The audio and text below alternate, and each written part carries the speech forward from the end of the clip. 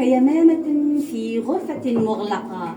أنا لا أريد شيئا، أنا فقط أتنفسك مثل هواء لا أراه، أخشى أن يتبدد إن حاولت الإمساك به. أمي يا أيتها الدنيا، يا غريبة كنت في حياتي، مثل ظل شجرة يمر سريعا على جدران بيت. رحلت الليلة بهدوء يشبه خيانة رقيقة، رحيل أول ورحيل أخير. اقتربت منك، وضعت وجهي قرب وجهك البارد، وهمست ملء الكون والفراغ. أنا أحبك. حينها فقط صرت أمي حقا، ثم مت. كنت أظن أن الحب يوقظ الموتى، لكنني اكتشفت الليلة أن الحب يوقظني أنا، ويتركني وحيدة وسط جثث الذكريات. هناك عند البحر أناس يكدحون، أجسادهم مثقلة بالملح، محكومون بالغرق في لجة الرماد. لا وقت لديهم للحب وربما لا وقت لديهم للحياة.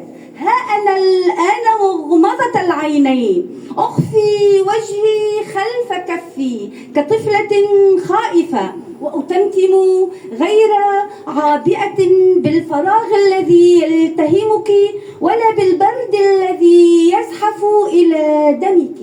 أنا أحبك. أحبك كلمة تهوي من فمي مثل حجر في بئر عميق لا صدى لها، فالحب في هذا المكان صامت مثل موتي القادم.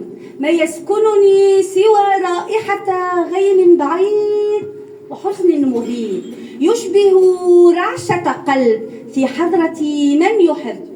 أنا الطفلة بلا أرجوحة، المرأة بلا حضن، التي صرخت طويلا ثم سكتت أطول. على حافة الجسر كنت أجر فستاني الأسود، بينما الحشد خلفي يحمل تابوتا. وكنت أنا الميتة، لا أحد يناديني ولا أحد يتمتم اسمي.